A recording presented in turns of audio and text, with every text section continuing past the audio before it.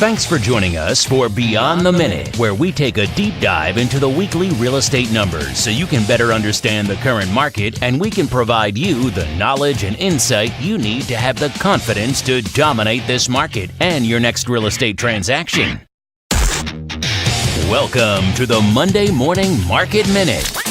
First day of the second quarter, single-family homes, 151 from South San Francisco to Redwood City. There's only 151 homes for sale, and that is down from 174 of last week. We had 34 homes come on the market, and we had a whopping 50 homes go into contract. That is huge. As you may have heard me say in the past, we like to see 40 week in and week out to be a healthy number. 50 sales in 1 week, that's massive. Condominiums right now, 63 condominiums on the market. That's up slightly, actually, from 57 of last week. We had 20 condominiums come on the market. That's kind of a high number. And we had 12 condominiums go into contract. That's a healthy number. So total, from South San Francisco to Redwood City, single-family homes and condominiums inventory is 214. Now that you've heard the numbers, let's discuss what they mean. And now, your hosts, with over 60 years of local Bay Area experience and hundreds of millions of dollars of closed real estate transactions, Timothy and Dan Gilmartin. Hello, this is Dan Gilmartin, sitting down with the president of the Gilmartin Group, my brother, Timothy D. Gilmartin. Thank you for joining us for the 13th episode of Beyond the Minute, where Tim and myself go deeper with the numbers as we unpack the Monday Morning Market Minute. Good morning, Tim. Good morning, Dan. I got to wonder if there's a number 13 and an April Fool's both on the same day. Sort of interesting juxtaposition of numbers there to me. I consider it a lucky day, and I do love this foolish day of April 1st, I must admit. It's our grandmother's birthday. Our past grandmother's birthday. Exactly. Happy birthday, grandmother. Yes. What a wonderful woman she was. So it is April 1st, 2019, and the pace of the market has heated up even more, Tim. Dramatically. Running at an incredible pace of 3.5 week market, which is down from last week's 4.5 week market. And it is the fourth week, I believe, in a row that the pace of the market has heated up. Homes are selling faster. And when I look at these numbers, I like to look at the past numbers, what happened last year and the year before, and I kind of saw, I saw something that was very intriguing to me, that it led me to believe that I think that this week here that we're going into could be one of the best weeks to sell your home, because buyers right now, they're more awake to the reality that this market's moving fast. Again, the rhetoric in October, November, December was what's going to happen in 2019. Depending on who you were talking to, how many rate hikes are there going to be? And as we moved into 2019 and buyers are still feeling maybe they were going to gain a little bit more control. We got in through February 15th and that started going away, and we still had buyers thinking, you sure? And, after the last 2 weeks, these buyers know now. So my point is, I think this week buyers are going through this last weekend, just specifically because of the phone calls I was having over the weekend. They know, okay, this thing's moving. If I'm interested, I got to step up.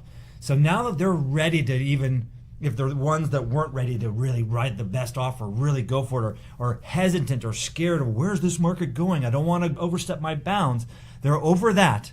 And as they've come to this realization, inventory goes down, creating this very interesting week that's going to that's happening. And so also, though, what's interesting, as inventory's gone down, we did have 14 price reductions last week, which is slightly down from the week before, 16, but that's still a big number, 14 price reductions in a market that's heating up even more. So, Tim, it's time to jump in. What are you thinking? Well, interesting. I listening to you there, I have always said that the spring market, everybody says sell in the spring, right? And we always try to help our clients sell from February 1st to March 31st, because spring in real estate is April 1st. People come to the market April 1st. So my first thought relative to all this is, now that we have this crashing inventory, buyers picking up speed, I'm quite certain you're going to see sellers pick up steam, and you're going to start to see some more homes come on the market for the next 30 days. And so over that period of time, our spring sellers who are late really are from now through the middle of May. Okay, we have this window left to take advantage of the marketplace. And I think you're correct. The market has gone from crazy last year to maybe it's over in the fall end of year time frame. We even had this conversation here. We talked about increased interest rates, watching the trends, waiting to see what's going to happen.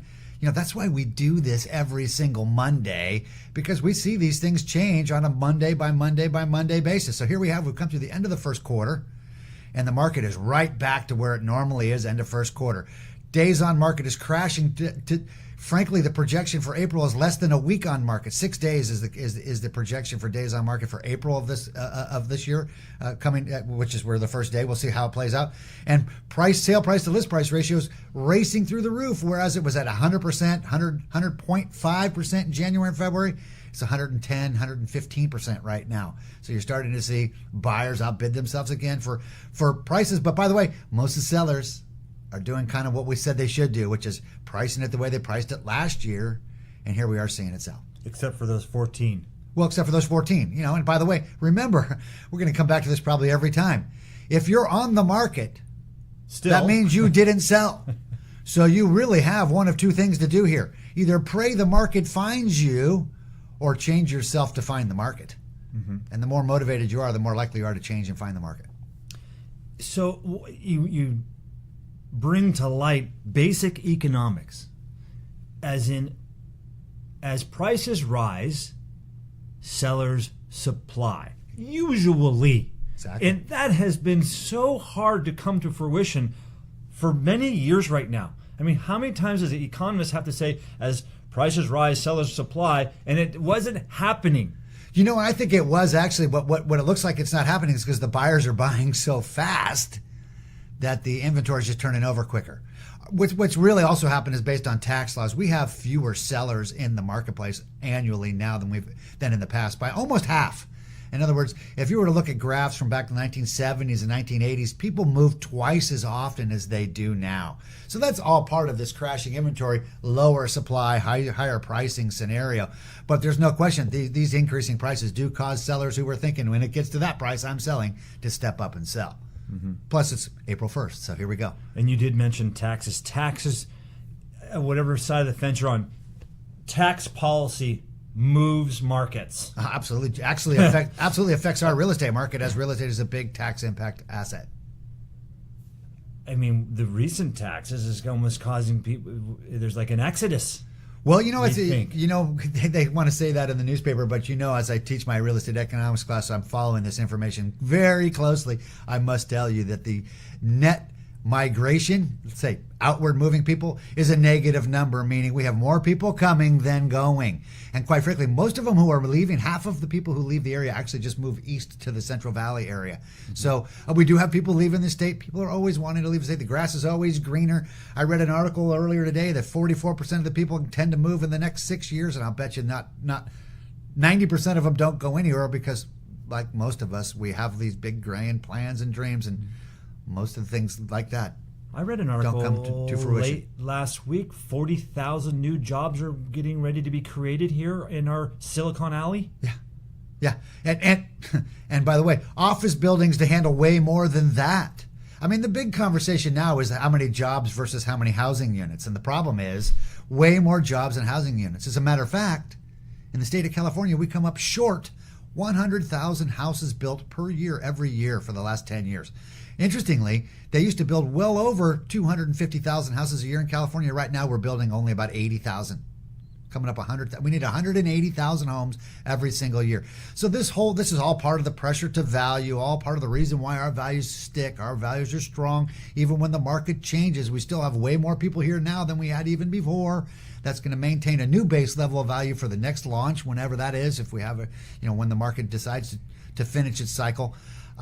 But the reality is right now is there's tremendous opportunity. There's real estate, by the way, Dan, not 75 miles from us, that's still selling for less than it sold for 10 years ago because of that terrible recession. And there's got to come a time, in my opinion, that has to, those prices have to be pierced and those values have to start to go up. And I think there's tremendous opportunity.